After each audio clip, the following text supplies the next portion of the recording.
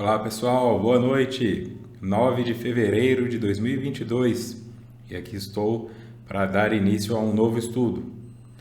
Esse que foi bastante esperado por todos e todas vocês, que eu sei, muitas pessoas deixaram comentários aí durante o meu recesso. Quando vem, quando começa, é hoje, tá? Então aqui estamos e muito obrigado a todos e todas vocês que vieram aqui prestigiar o ao vivo. Espero que gostem deste trabalho. Como eu disse no estudo de ontem, de segunda-feira, eu pretendo que esse seja uma espécie de autodescobrimento 2.0. Então, vocês que já fizeram os outros estudos vão perceber algumas similaridades em conceitos e conteúdos, mas é porque eu preciso trabalhar como se eu estivesse fazendo isso para alguém que nunca viu nada dos meus estudos anteriores, beleza? Então, muito obrigado a todos os nomes conhecidos aqui, gente que está comigo desde 2015, quando eu comecei, já são 7 anos aí de trabalhos no YouTube, né? Mais de 400 ou 500 horas. Então, muito obrigado pela presença. Vamos lá então para o aguardado momento. Esse é o estudo da obra Psicologia da Gratidão, realizado pelo canal Mood, escrito por Divaldo Franco pelo espírito Joana de Ângeles, e eu sou o Vitor Antenori Rossi. Para você que não me conhece, sou psicólogo há 15 anos também, atuo dentro dessa área transpessoal, dentro da linha junguiana, e Joana de Ângeles é uma teórica que traz bastante conteúdo dentro dessa visão da psicologia analítica de Jung. Então, se você tem interesse nesse tema, se você tem interesse neste caminho de autoconhecimento, não é um caminho behaviorista, não é um caminho comportamental, cognitivo-comportamental, é um caminho analítico. Portanto, nós teremos aqui reflexões mais profundas que visam entender o comportamento e não apenas modificá-lo para que cada um saiba o que fazer para o seu crescimento pessoal, ok? Então, em alguns momentos será difícil, em alguns momentos será doloroso, mas o benefício que isso traz será muito maior. Eu não espero que valha a pena fazer esse estudo, porque eu não quero que ele seja uma pena, uma punição. Eu quero que valha o investimento de estarem aqui neste período, com tantas opções que existem disponíveis na internet, vocês terem escolhido estar aqui comigo, isso é um benefício para mim. Em troca, quero dar esse benefício para vocês, de autoconhecimento, de reflexões que provavelmente mudarão a sua vida. Provavelmente farão com que algumas escolhas que você teve até então fiquem pequenas ou defasadas. Então, se preparem para isso. Eu já digo isso desde o começo. Não é um estudo para fazer graça, não é um estudo para passar por cima. Tá? É um estudo para ir profundamente. Então, esteja muito preparado, muito preparada para dar esse passo. Porque assim como essas pessoas estão deixando aí nos comentários, os estudos anteriores modificaram as vidas delas. E isso significa que mudaram de emprego, mudaram de marido, mudaram de esposa, mudaram a maneira como se relacionam com os filhos, mudaram a maneira como se veste, como se apresentam. Então, é um processo bastante longo, porém válido, ok? Sem punição. Beleza, senhoras e senhores? Então, eu vou começar pela apresentação do estudo da própria Joana e aí com aquelas notas minhas do expositor que vocês já conhecem. Esse, portanto, é o encontro de número 1, apresentação. Psicologia da Gratidão, são as palavras do próprio livro. Os mitos sempre fizeram parte do inconsciente coletivo da sociedade pelos difíceis caminhos da história. Através deles, assim como dos contos de fadas e do folclore, foi possível apresentar explicações lógicas para as complexidades dos fenômenos da vida, tornando-os aceitáveis, porquanto a sua abrangência abarca todas as questões que dizem respeito ao ser humano.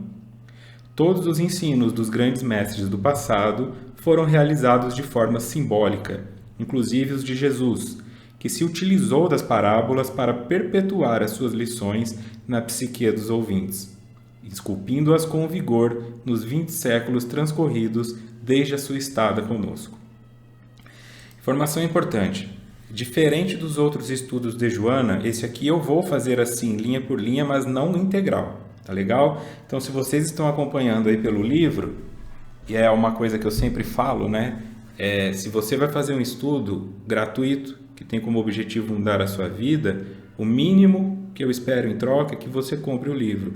Eu não tenho ganho com isso, nem tenho ganho com o estudo e nem tenho ganho na venda do livro, mas é uma forma de respeito com quem escreveu o material que nós iremos estudar. Tá? Para não usar PDF, não usar cópia, é injusto usar um benefício como esse e não dar nada em troca para quem o escreveu, tá bom? Então o ganho não é meu, o ganho é da editora e o ganho é para o Divaldo fazer as obras, as caridades que ele tem interesse lá, ok? Então, por favor, tentem comprar o livro até o fim do estudo, tentem fazer esse gesto de gratidão por quem está nos oferecendo essa oportunidade, tá bom?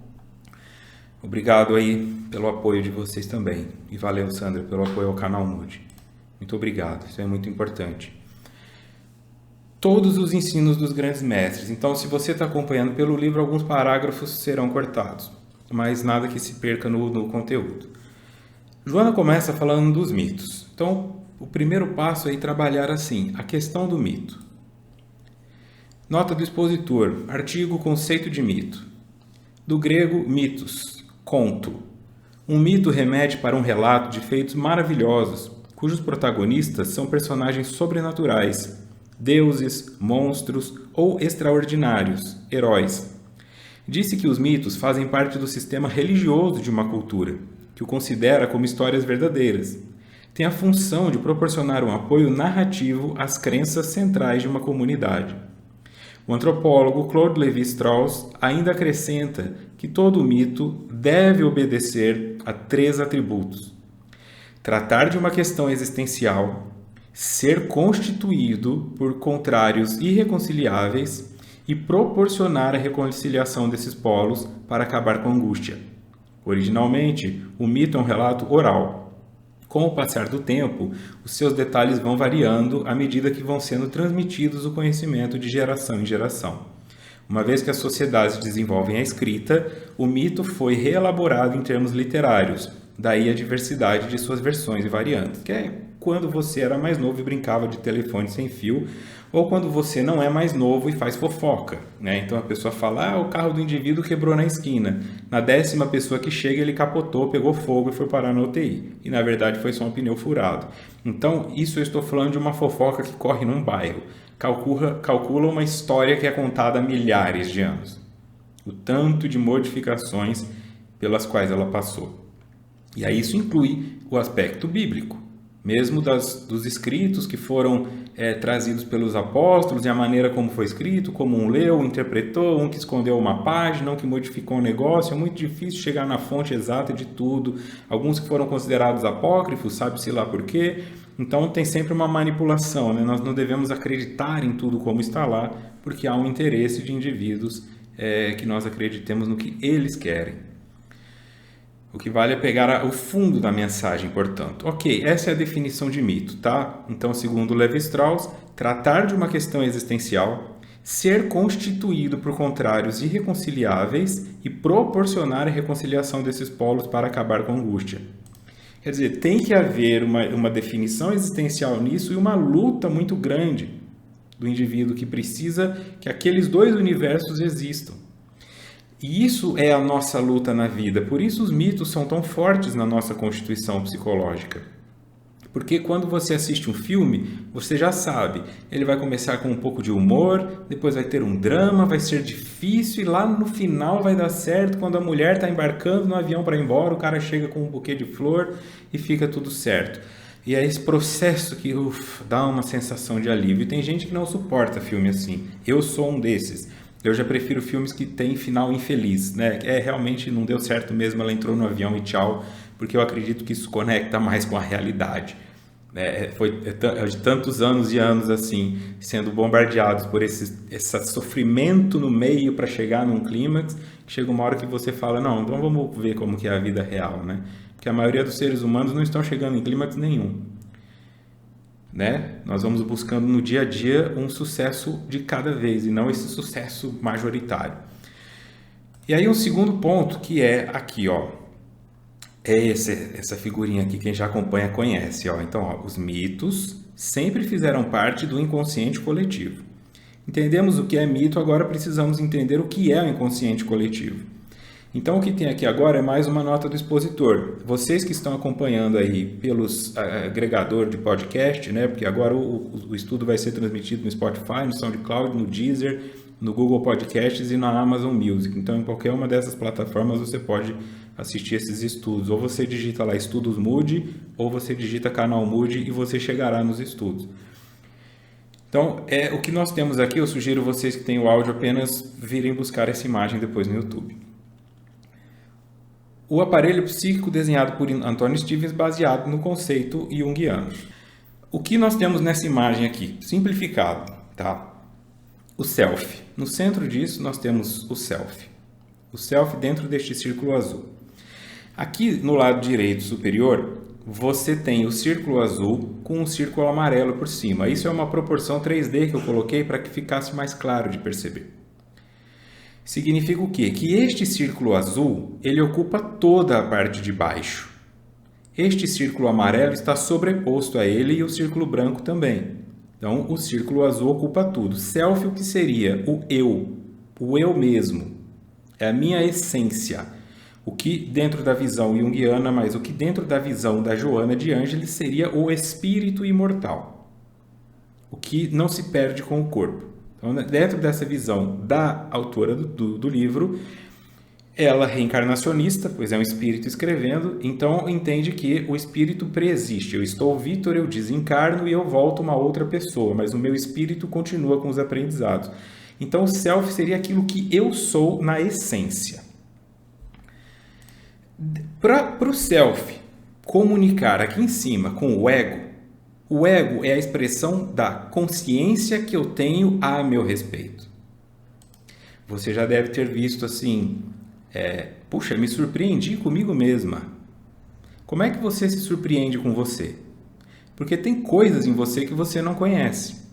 A parte que você conhece é o ego. O ego, portanto, quando dizem assim, eu tenho que me libertar do ego, eu tenho que vencer o ego, não significa que você tem que morrer, não significa que você tem que se agredir. Significa que você tem que acreditar que existem mais coisas para saber do que as que você sabe, inclusive sobre você, e aí mais ainda sobre os outros. Que uma pessoa muito presa ao ego é uma pessoa que julga, por exemplo, pela cor de pele, pelo gênero, pela genitália, pela estatura, por qualquer outra questão, essa pessoa é feia, não quero ser amigo dela, isso é uma pessoa presa ao ego. Porque como ela não tem contato com a própria essência, apenas com o que ela aprendeu na vivência de mundo, ela não consegue se conectar com a essência alheia. Ela não consegue ver beleza numa pessoa feia. Se você já assistiu o filme O Amor é Cego, com o Jack Black, ele é um cara que só vai atrás de mulheres consideradas perfeitas dentro do padrão vigente da época. E aí ele encontra um coach lá, um instrutor que faz uma hipnose nele que ele não veria mais a aparência das pessoas, só a essência delas. E aí ele começa a ir nas baladas e ele vai só nas mulheres que são consideradas feias, para aquele padrão. Feias com manchas, feias com o rosto torto, feias porque são muito obesas nesse aspecto, e ele olha elas e acha elas lindas. E as que são consideradas bonitas, ele começa a enxergá-las como feias. Então é todo um processo de construção que mostra essa perspectiva. Se nós não estivéssemos presos ao ego e pudéssemos ver a essência das pessoas, nós nos relacionaríamos de forma muito mais positiva. Teríamos muito menos divórcios, muito menos brigas, muito menos traições, porque não estaríamos procurando apenas a casca, né? Mas essa essência. Não, o self não seria o sinônimo de consciência. A consciência é justamente o ego, o Anno Scardini. O ego, porque é o que eu sou consciente de mim. O self é a inconsciência. O self, portanto, é a inconsciência mais a consciência. Sou eu como um todo. O que eu sei de mim é ego. Então, o que nós temos aqui nessa imagem? Dentro deste círculo tem um monte de letras A. Estas letras A são os arquétipos. Figuras arquetípicas, figuras ancestrais que foram construídas e permeiam o nosso inconsciente coletivo. Então, é disso que Joana está falando. Nós estamos imersos dentro de um inconsciente coletivo. Então, isso na prática significa, você diz assim, será que eu sou uma boa mãe? E a pergunta é, tem resposta para essa pergunta? Porque lá atrás definiram o que é ser mãe. Maria, mãe de Jesus, antes dela quem era? E aí dentro dessa noção você começa a se comparar. Porque as pessoas dizem, olha, você não é uma boa mãe porque você deu açúcar para o seu filho, você não é uma boa mãe porque você dá liberdade demais, e você questiona, mas o que é ser uma boa mãe? Não tem muito isso. Então o que seria o arquétipo dentro dessa visão? Uma forma que é igual para todos. Uma forma de pudim. Ela é igual para todos. Só que alguns colocam cimento, outros colocam pudim, outros colocam alface. Então o arquétipo é o mesmo para todo, mas ele é preenchido pelas tuas experiências pessoais. E onde estão essas experiências pessoais? Aqui no inconsciente pessoal, que é o círculo amarelo. Tá claro? Significa o quê? Todo mundo sabe o que é uma mãe. Só que se sua mãe abusou de você sexualmente, então a tua forma de mãe foi preenchida com abuso. O outro também tem uma mãe, mas ela foi carinhosa, então a forma dele foi preenchida com carinho. Quando fala mãe, esse tem uma boa memória. Quando fala mãe, o outro tem uma memória ruim. Porque foi abusado. Tá certo? Então todos temos a mãe, mas nem todos a veem como boa. E mesmo os que são abandonados, mas ele nasceu de alguma coisa, né? Ele nasceu de uma mulher. E tem um pai que inseminou essa mãe. Então, portanto, fala assim, dentro desse círculo amarelo tem outros círculos pequenos com a letra C, que seriam os complexos. Complexo de inferioridade, complexo de superioridade, complexo de castração, complexo de Édipo, complexo, tá ok? Então, somos o self, estamos mergulhados dentro de um inconsciente coletivo, onde todos nós partilhamos uma ideia mais ou menos igual das coisas que são as formas. As nossas experiências pessoais, do momento em que nós nascemos, portanto empíricas, com as quais nós temos contato, formam o nosso inconsciente pessoal, porque aí só eu passei por aquilo.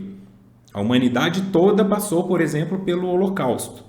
Alguns judeus passaram especificamente por aquilo. Então isso está no inconsciente coletivo, um senso de perigo quando alguém começa a liderar massas e rejeitar pessoas pela cor de pele ou pela crença. Mas quem passou por aquilo é que sabe, houve uma bomba caindo e minha mãe morreu. Isso está no inconsciente pessoal dele, porque a tua não morreu pela bomba. O complexo então se forma. Então imagine, aqui no self tem uma linha, esse eixo ego-self, que vai do self até o ego. Então o que eu sou em essência, que é o self, tenta se comunicar com o mundo que está fora, que são vocês. Para que a minha mensagem chegue até vocês, ela passa pelos meus arquétipos, ela passa pelos meus complexos e ela chega na minha boca. Então, eu nem sempre ou raramente comunico exatamente o que eu queria. É uma coisa de uma pessoa, vou trazer para um lado bem simples. Estou com fome, quero comer pizza. E ela fala, está com fome, amor? Quer comer alguma coisa? Por que ela não vai direto assim, quero comer pizza? Porque ela não quer que o outro se sinta obrigado a comer a pizza, quer conversar com o outro. Então, o que eu quero de verdade, eu tenho dificuldade de manifestar. Porque os meus complexos dizem que eu sou inferior, então eu não posso chegar naquela garota que eu achei bonita.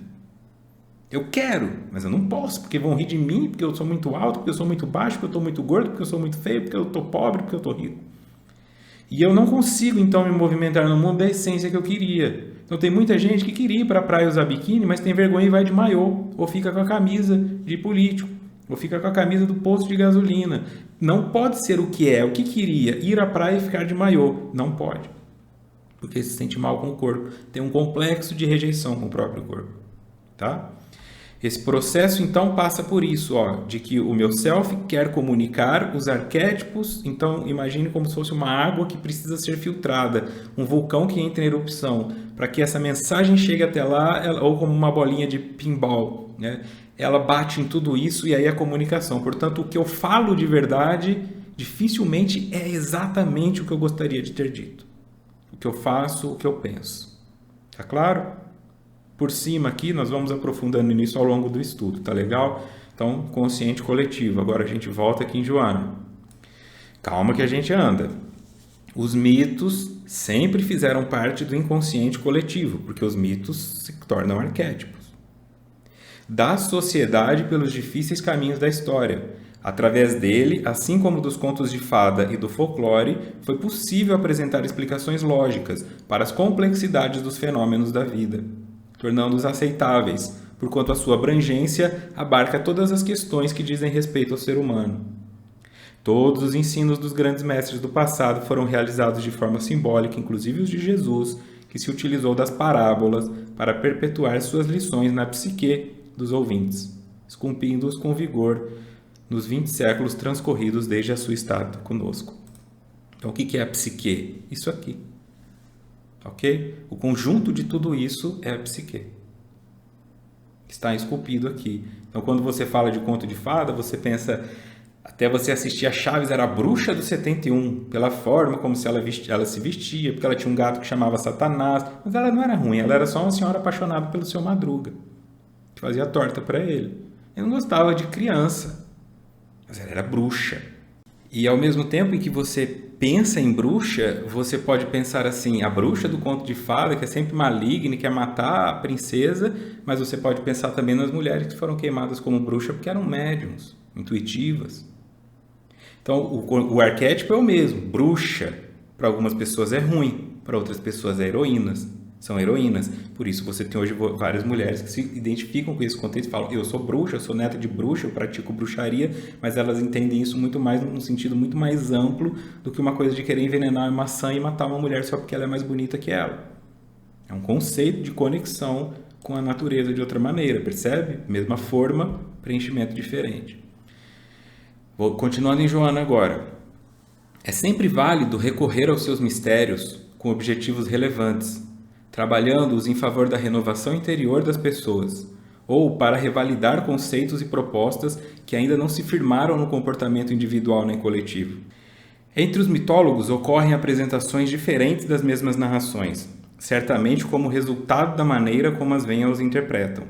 O mito de Perseu, qual ocorre com o da caverna de Platão e muitos outros, tem sido objeto de interpretações variadas, adaptando-se a coragem desse herói ao objetivo psicológico do narrador. Então, aqui nessa apresentação do estudo, Joana vai falar de Perseu. E ela cita também o mito da caverna, a alegoria da caverna de Platão. É quando Platão coloca uma imagem de indivíduos assim que estão dentro de uma caverna, acorrentados dentro de uma caverna e olhando a parede dessa caverna onde está refletida as sombras do que acontece fora da caverna. Tá? Então eles estão olhando para o fundo da caverna e o fundo da caverna funciona como se fosse uma tela de cinema. E lá na entrada da caverna tem pessoas passando, uma pessoa passando, um cavalo passando. E o que eles veem são só as sombras disso que passa. E eles acreditam que aquilo é o real. E aí quando um indivíduo consegue se soltar daquela corrente e vai lá para o mundo de fora, ele enxerga tudo em 3D. Ele enxerga tudo como realmente é. O cavalo, as pessoas, as árvores balançando. E ele volta para contar para os indivíduos que estão lá que o que eles estão enxergando é apenas uma sombra. E aí eles não acreditam nele. Chamam ele de louco, dizem que ele está inventando coisa e que eles vão continuar olhando para aquela sombra. Que é uma expressão muito clara do que nós temos, por exemplo, em cenários de pessoas fanáticas, sejam por políticos, por líderes religiosos, sejam por que for. Que eles ficam acreditando, o indivíduo rouba, o indivíduo é preso, o indivíduo manda matar, o indivíduo engana. Eles, não, mentira, foi tudo manipulado, não é possível, isso não pode ser verdade, e eles não conseguem questionar. Tá? E fica naquela situação daquele indivíduo, por exemplo, que cometia abusos lá, aqui em Abadiânia, né? E se colocava como médium de cura. As pessoas não denunciavam porque tinham uma sensação de, será que aconteceu isso mesmo? Será que não era para ser isso mesmo? Será que eu dei a entender? Mas o que foi que eu fiz de errado? Porque é difícil, continuo olhando para a sombra, é difícil entrar em contato. Eu fui no indivíduo de cura e ele me abusou. Então ela prefere ficar olhando para a sombra e a pessoa fala, não, ele te abusou, não, ele deve saber o que faz, ele devia ter alguma coisa na minha sexualidade bloqueada e esse é um processo muito difícil de lidar e de se reconstruir. Ok, então vamos lá para o mito de Perseu. Ela fala assim, trazemos-lo em nossas páginas, numa síntese modesta, demonstrando a força dos valores morais na defesa dos seres amados e das lutas baseadas no perdão, para a construção da harmonia e da felicidade. Trazemos em nossas páginas numa síntese modesta, demonstrando a força dos valores morais na defesa dos seres amados. Como é sabido, segundo a mitologia grega, Perseu era filho de Danae. Foi um ser mortal, uma mulher normal, mortal. E de Zeus, o rei do Olimpo, que era o deus dos deuses. O genitor de Danae foi informado por um oráculo que um dia seria assassinado pelo próprio neto. De imediato, tomou providências para reter distante da filha qualquer pretendente. Zeus, porém, a desejava, e dessa maneira adentrou-se na prisão em forma de chuva de ouro, de cujo encontro veio a nascer mais tarde Perseu. Tá? Então, uma mulher humana, né, nessa mitologia grega existiam os deuses, os humanos e os semideuses, que eram os filhos dos deuses com os humanos, porque os deuses na mitologia grega gostavam de dar uma fornicada com os humanos, uma visitada na baladinha, gostavam de uma rave. Tá?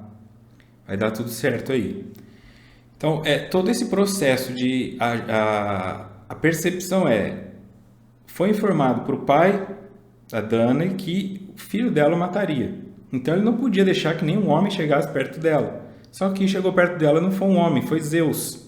E Zeus veio em forma de chuva de ouro, conseguiu entrar nessa prisão onde ela estava, se relacionou com ela, engravidou ela, e aí nasceu Perseu. Tomando conhecimento de que era avô, o rei Acrísio, pai dela, encarcerou a filha e o neto em uma caixa de madeira, lançando-os ao mar a fim de que perecessem por afogamento. Informado dessa artimanha perversa, Zeus soprou ventos brandos que levaram a caixa à costa de uma ilha, onde foi recolhida por um modesto pescador que os abrigou sob a aquiescência do rei local. Sua mãe, no entanto, passou a sofrer insidiosa perseguição desse rei, que Perseu enfrentou. O rei propôs, como condição para salvar a mãe de Perseu, que este trouxesse a cabeça de uma das górgonas, a Medusa, monstro ameaçador que transformava em pedra todo aquele que lhe visse o rosto horrendo.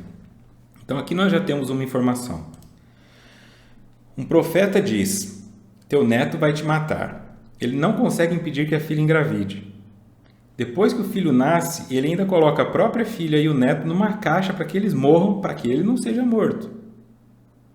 O pai tenta assassinar a filha e o neto para preservar a própria vida. Ela consegue ser salva, fica sob os cuidados de um outro rei, só que esse rei também fica em cima dela. E aí é onde Perseu começa a se mostrar o valentio, porque ele é um semideus. Ele tem algo a mais do que os humanos em termos de poder.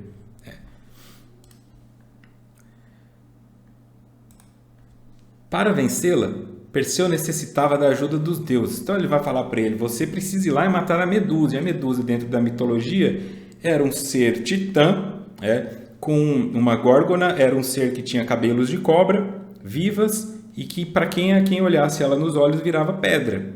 Então, dentro do covil da Medusa, tem várias estátuas dos soldados que foram lá para tentar matá-la, sempre protegendo o rosto, sempre assustados, espalhadas por todo o local. E para ajudar, ela ainda consegue usar arco e flecha.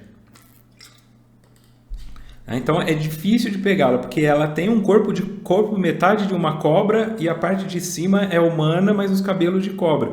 Então é muito difícil conseguir matar essa mulher, porque ela tem a agilidade de se movimentar como uma cobra, silenciosa, usa arco e flecha e te transforma em pedra se você olhar para os olhos dela. Para vencê-la, Perseu necessitava da ajuda dos deuses, e seu pai Zeus, num gesto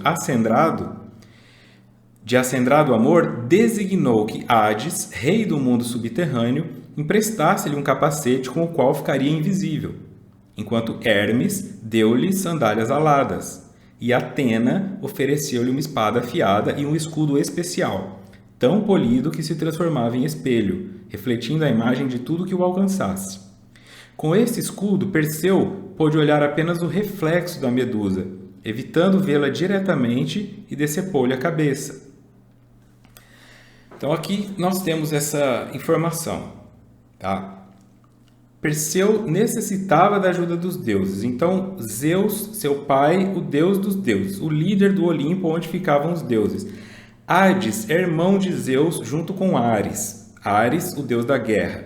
Hades, o deus dos mortos. E Zeus, o deus do Olimpo. Hades então fica no mundo dos mortos. Então ele é responsável por receber os mortos, tá? E o Ares é o responsável pelo deus da guerra. Então, quando os indivíduos oravam para Ares, faziam tributos a Ares, aumentava a chance deles vencerem a guerra porque Ares ajudava eles. Era nesse sentido. E quando você morresse, você ia para o mundo dos mortos e ficava com Hades. E Hades não era um cara tão gente boa, porque ele era melindrado com o irmão dele, Zeus. Ele queria estar naquele local no Olimpo. E Zeus era um cara todo orgulhoso e controlava os raios, né? Então ele pede ajuda desses outros deuses. E Hermes é o deus do tempo.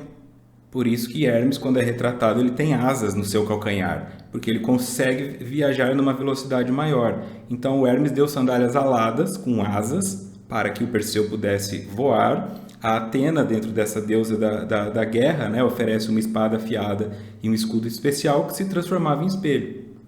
Com esse escudo, Perseu pôde olhar apenas o reflexo da Medusa evitando vê-la diretamente, e decepou a cabeça. Então aqui, acendrado é livre de impureza. Então o amor de Zeus por Perseu era um gesto acendrado, ele foi lá e conseguiu convencer os outros deuses a ajudar o filho. Então aqui tem a imagem, né, nota do expositor, imagem de Perseu contra Medusa. Durante toda a luta, Perseu fica de costas para Medusa porque não pode olhar nos olhos dela. E ela está aqui, tá vendo? Lá atrás tem indivíduos petrificados, que ela já petrificou, cobras, e o cabelo dela todo de cobra. Quando ele está de costas para ela, ele observa que ela está vindo, então ele usa o escudo que Atena deu para ele. O escudo funciona como um espelho, então ele consegue vê-la sem olhar diretamente para os seus olhos, porque através do espelho ela não consegue petrificar. Quando ela se aproxima dele, ele corta a cabeça dela para levar como prova de que ele a matou, coloca dentro de um saco e vai embora. O herói em triunfo retornou ao lar em júbilo. Mas, quando voltava, encontrou uma linda jovem acorrentada a um rochedo, próximo ao mar, aguardando que um monstro viesse devorá-la. O herói tomou conhecimento do seu nome, Andrômeda, e que seria sacrificada porque sua mãe ofendera os deuses que desse modo a castigaram. Perseu apaixonou-se imediatamente e a libertou, apresentando ao monstro marinho a cabeça da Medusa que o transformou em pedra, levando em seguida o jovem para conviver com sua mãe, que se transferira para o templo de Atena, a fim de fugir às investidas do rei ambicioso e depravado. Então, era uma mãe que sofria assédio sexual de um rei e o filho vai tentar salvá-lo, e o que ele consegue, porque ele também não tinha poder para destruir todo um reinado. Então ele fez todo esse movimento por amor à mãe dele e envolveu já todo esse pessoal. Então, quando ele estava voltando, depois de ter cortado a cabeça da Medusa, tem uma jovem acorrentada a um rochedo, que era a punição da época, né? Existia esse monstro marinho e eles faziam sacrifícios para esse monstro. Eles acorrentavam a pessoa ali em sacrifício, quando a maré subia, esse monstro vinha e a devorava. Tá? E Andrômeda era uma garota que estava nessa posição e foi punida porque a mãe dela tinha desagradado os deuses. E aí vai todo esse processo do que nós temos hoje, de pessoas que ainda acreditam nisso, por isso o mito tem uma força. Eu não tenho sido uma pessoa boa, por isso bateram no meu carro. Faz 3 semanas que eu não vou na igreja, por isso minha televisão pifou. Sempre uma sensação de que estamos sendo punidos porque desagradamos a Deus, a deuses ou o que quer que seja, orixás. É uma conexão de que nós temos que ser bons, senão nós vamos ser punidos. E não punidos no sentido de ser preso pela justiça, mas de coisas que começam a acontecer, o ar-condicionado que pifa e tudo mais. E é uma sensação que muitos trazem. Tá? Então isso é uma história que se correlaciona com a gente. Perseu apaixonou-se imediatamente e a libertou, apresentando ao monstro marinho a cabeça da Medusa que o transformou em pedra, levando em seguida a jovem para conviver com sua mãe, que se transferira para o templo de Atena, e aí ela fica segura porque está no templo de uma deusa, a fim de fugir às investidas do rei ambicioso e depravado. Então aqui também é uma nova imagem. Qual foi o nível de inteligência de Perseu? Ele usou a cabeça da Medusa, porque mesmo fora do corpo ainda tinha o poder de petrificar, tirou ela do saco que ele estava carregando e fez esse monstro encará-la nos olhos. Este monstro petrificou. Aqui no cantinho esquerdo você tem Andrômeda acorrentada. Então ele salva Andrômeda e leva ela para morar junto com a mãe dele, dentro de um processo que mostra bravura, que mostra lealdade e que mostra inteligência dele conseguir vencer seres tão maiores que ele, seres que não seriam possíveis se não fosse pela estratégia, tanto do escudo, que foi dado por uma deusa, quanto da cabeça, que foi tirado de um monstro. Tá bom? Eu não estou vendo mais os comentários de vocês, mas eu imagino que o YouTube cortou o vídeo em 2 e isso aqui começa de novo, mas depois eu reposto o vídeo inteiro, vou ficar sem os comentários de vocês, mas o vídeo ficará integral, preservado. Continuando agora em Joana de Ângeles. Desesperado, Perseu transformou em pedra todos os inimigos da sua genitora, erguendo a cabeça da Medusa que foi oferecida a Atena, que a esculpiu no seu escudo, tornando-se o emblema da deusa. Perseu, agradecido aos deuses, devolveu-lhes os preciosos presentes e permaneceu feliz com Andrômeda. Certo dia, porém, nos Jogos Atléticos, ao arremessar um disco, os ventos levaram-no para fora do estádio, matando um idoso. Lamentavelmente, era Acrísio, o seu avô, confirmando-se a previsão do oráculo. Então, Veja como a história vai sendo toda construída em torno dessa questão mitológica do o que é, o que não é, como as coisas acontecem, e a história dele se dá neste caminho. E aqui é o que Joana vai dizer lá na frente.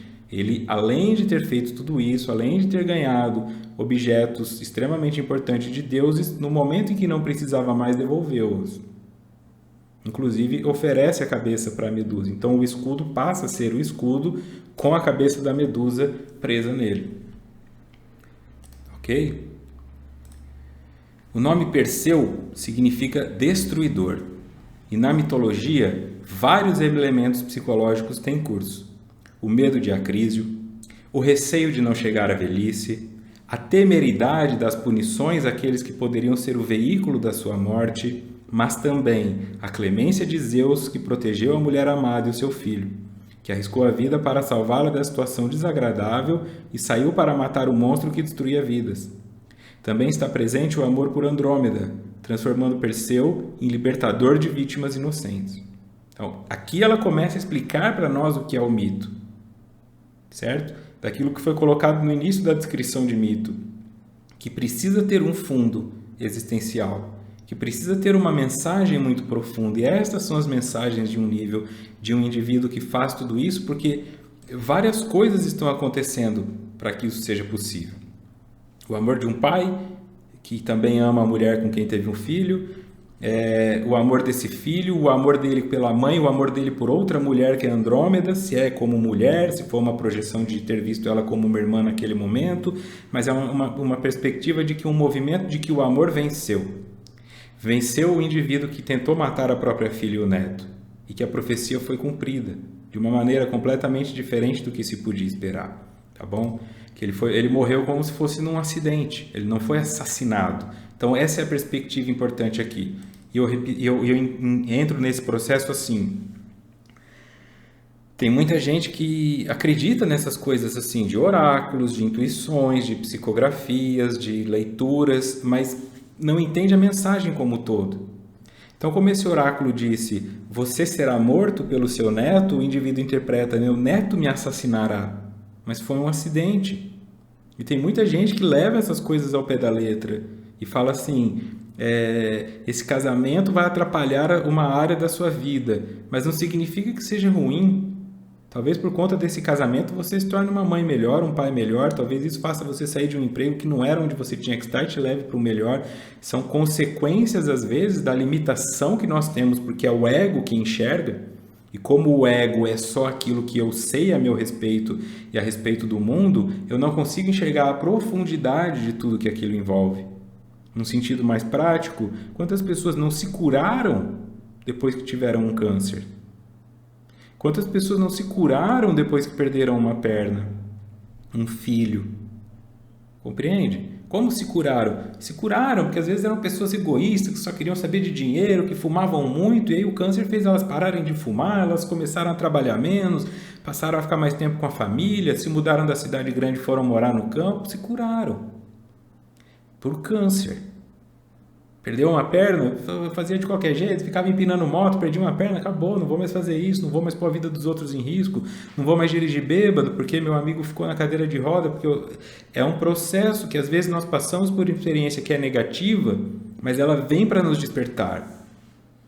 Se o oráculo diz, tome cuidado, você perde uma oportunidade.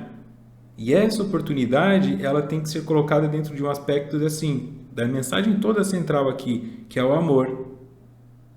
Ou você confia nessa justiça que te norteia, ou você desconfia. E se você desconfia, você neurotiza. Porque você vai tendo leves paranoias. Será que é porque eu não fiz o sinal da igreja que deu problema para mim? São leves paranoias, superstições que vão crescendo e viram paranoias. Você já não consegue mais fazer os movimentos. Você já não sabe mais por que você está indo naquele local. Aquilo virou um ritual que você teme deixar de fazer pela punição. Fica claro? E isso nunca é saudável. Nós temos que fazer as coisas porque elas nos fazem bem, não para que elas não nos façam mal. Então, o nome Perseu significa destruidor. E olha só, como nós estamos falando de um indivíduo que faz tanta coisa boa, porque a destruição não é ruim. Dentro do hinduísmo tem Shiva também, que é responsável pela destruição, mas é a destruição no sentido de destruir para reconstruir. Você não pode ficar só reformando o velho. Chega um momento que você tem que pôr abaixo, tem que demolir. E se você não faz isso, a vida vem e faz, não no sentido de punição, mas como uma consequência da materialidade. Como uma árvore que apodrece, fica claro? Como uma barragem que quebra. É natural. Nós somos parte desse contato com a matéria. Nós nos deterioramos com o tempo. Então, se você resiste muito à tensão, você fica hipertenso. Você fica hipertenso porque você é hipertenso. Não relaxa, não descansa. Está sempre nervoso, está sempre nervosa, está sempre gritando, tudo te irrita, o cachorro, o entregador de pizza. É óbvio que você vai desenvolver uma hipertensão neste caminho, porque é natural, é uma destruição que vem para que você se acalme. Se você não se acalma, você morre. É só uma consequência das suas escolhas. Então não é Deus te punindo, é uma consequência orgânica. Essa reflexão de destruição. Perseu, portanto, significa destruidor, porque ele vem para destruir coisas que precisavam ser destruídas. E estas coisas, na verdade, é que foram na direção dele. Porque ele entra no covil da Medusa, ela poderia ter escolhido não atacá-lo, mas ela atacou também. O avô dele poderia ter escolhido não matá-lo, mas tentou. Então as consequências foram se dando para todo mundo. Tá? E quando ele destrói a Medusa e quando ele destrói aquele monstro marinho, ele salva várias vidas também, porque agora esses monstros não matarão mais ninguém. Então é tomar essa perspectiva de que às vezes a morte, a destruição, ela não é uma coisa ruim, ela é apenas uma consequência do processo de renovação. O nosso ego é que não aceita isso porque nós não queremos participar dessa renovação. Muda tudo ao meu redor, mas não mexe em mim não. E é difícil aceitar, tá? E é óbvio que eu não estou falando só de morte física, mas também da simbólica. No mito, Perseu castiga os maus e cruéis. Tem a generosidade de devolver os presentes e ser grato aos deuses que o ajudaram na empreitada exitosa, sofrendo pela morte do avô e renunciando ao seu reino, que troca por outro. Em todos os seres encontramos esses arquétipos. Havendo ocorrido o triunfo da coragem por amor, da gratidão por maturidade emocional, da proteção aos fracos em ato de compaixão, da renúncia aos bens transitórios.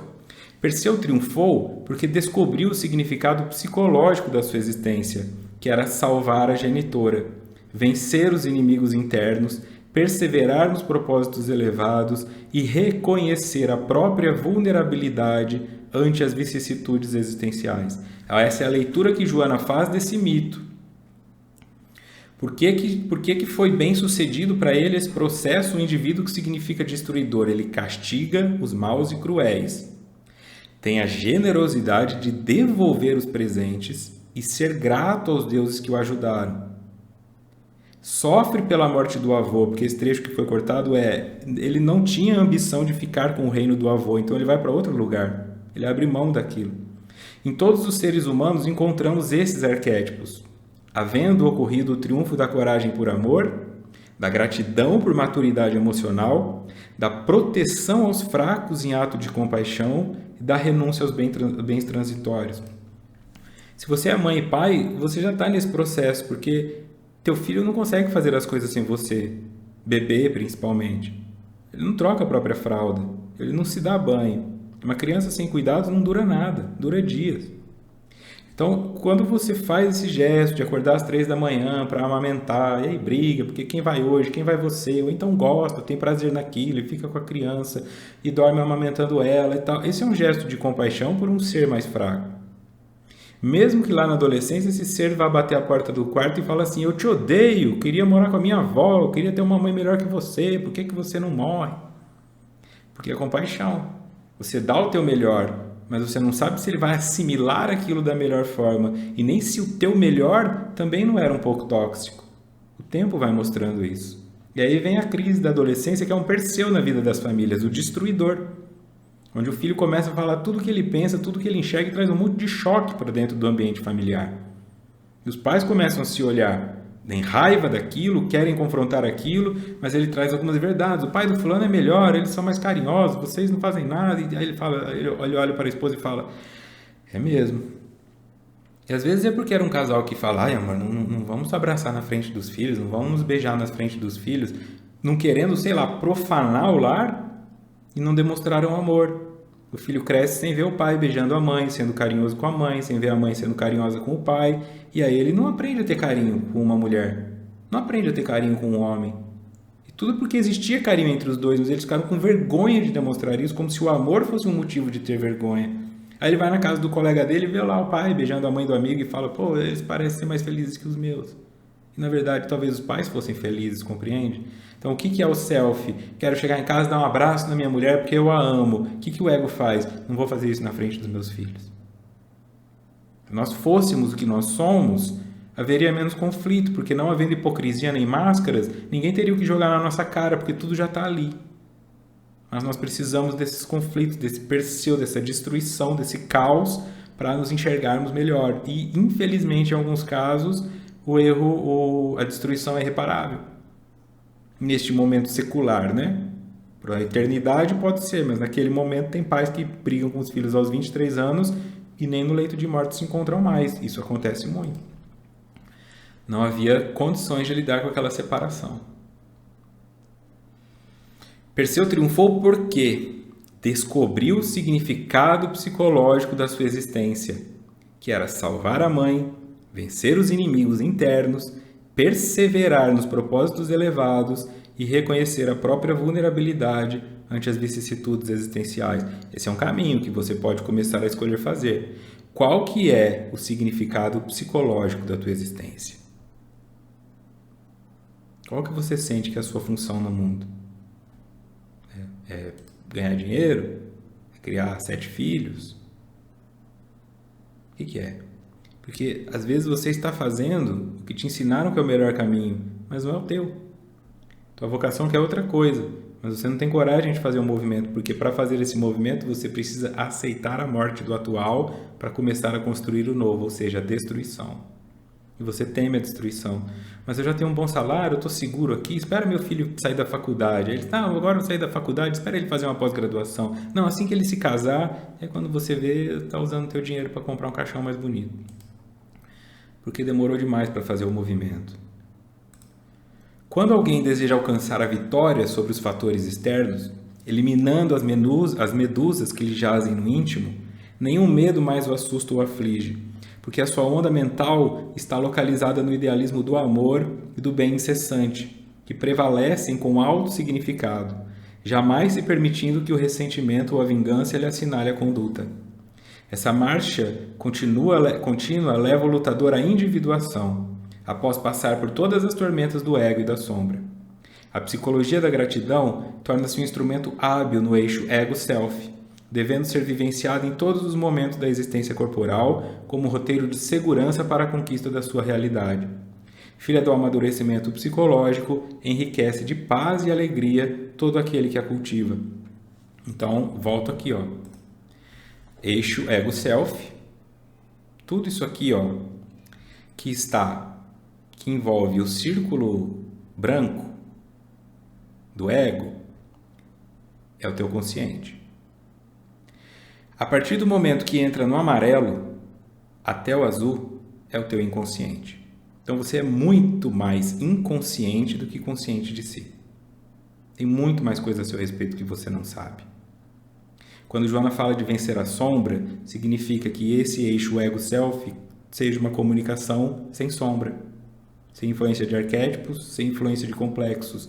Porque quando diz que o indivíduo alcançou o processo de individuação, significa que ele consegue se perceber existindo no mundo. Individuação não é separar-se do todo, mas é compreender-se no todo, reconhecendo que você tem seus limites.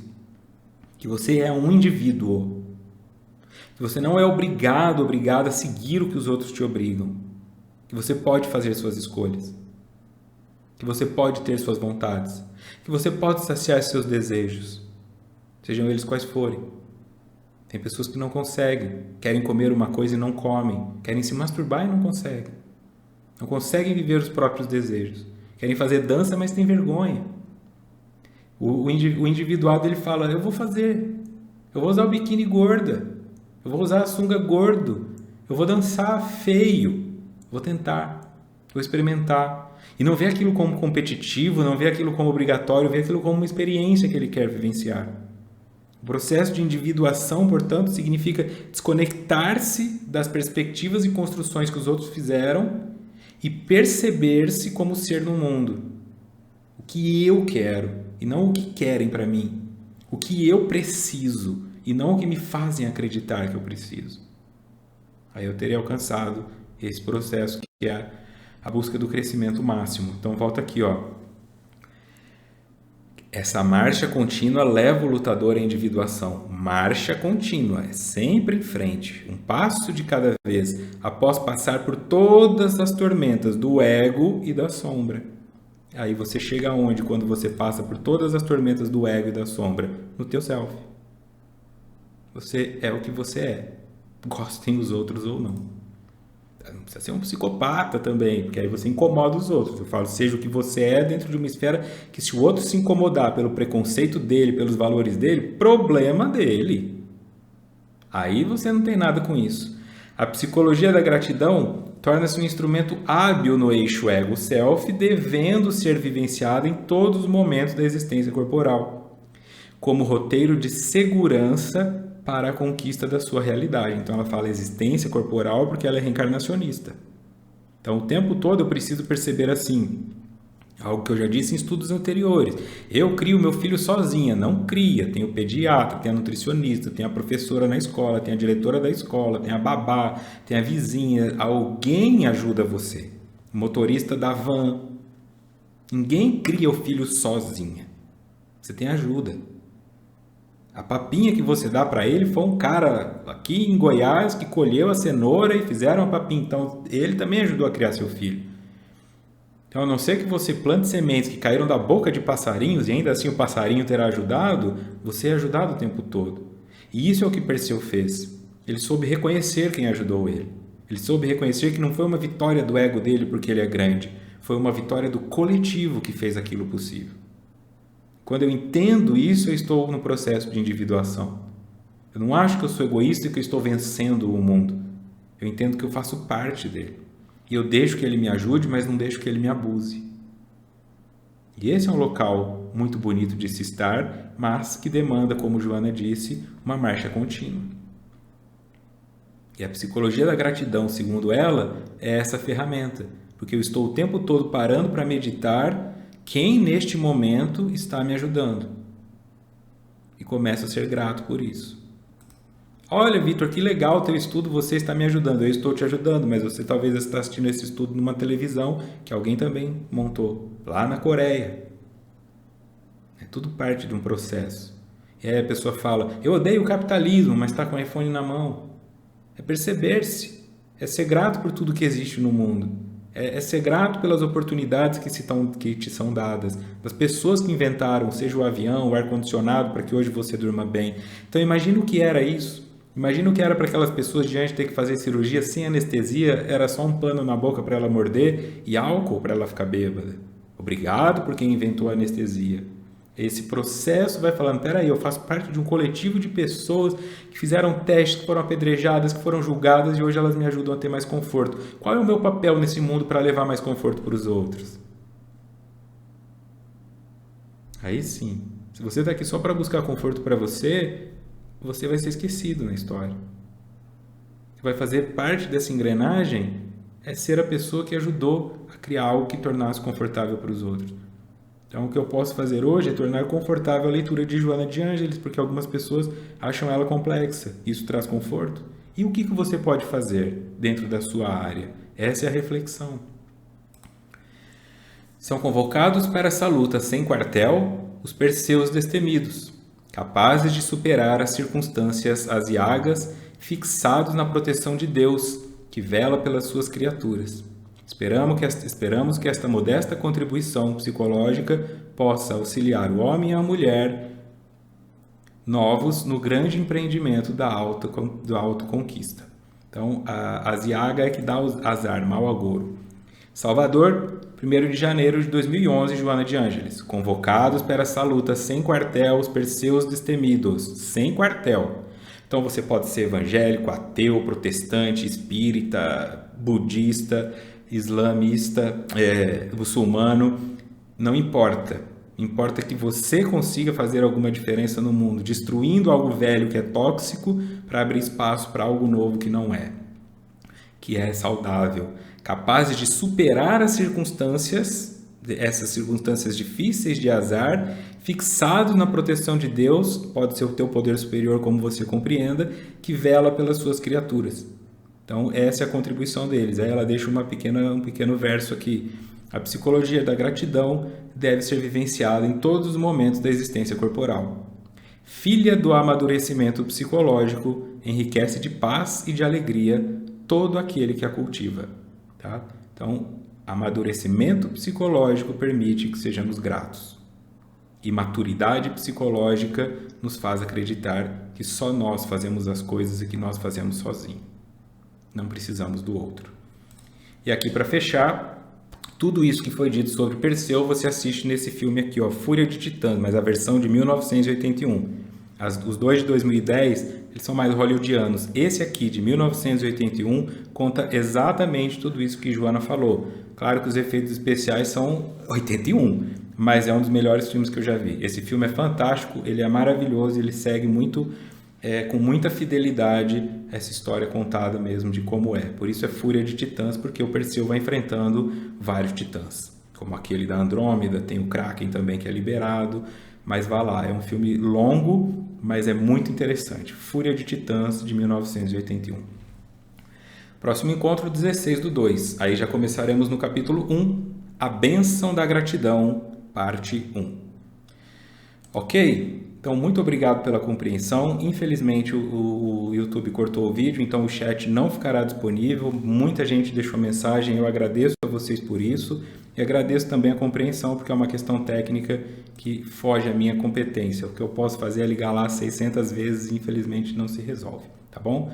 Mas não vamos deixar isso aqui atrapalhar o processo e a harmonia do trabalho.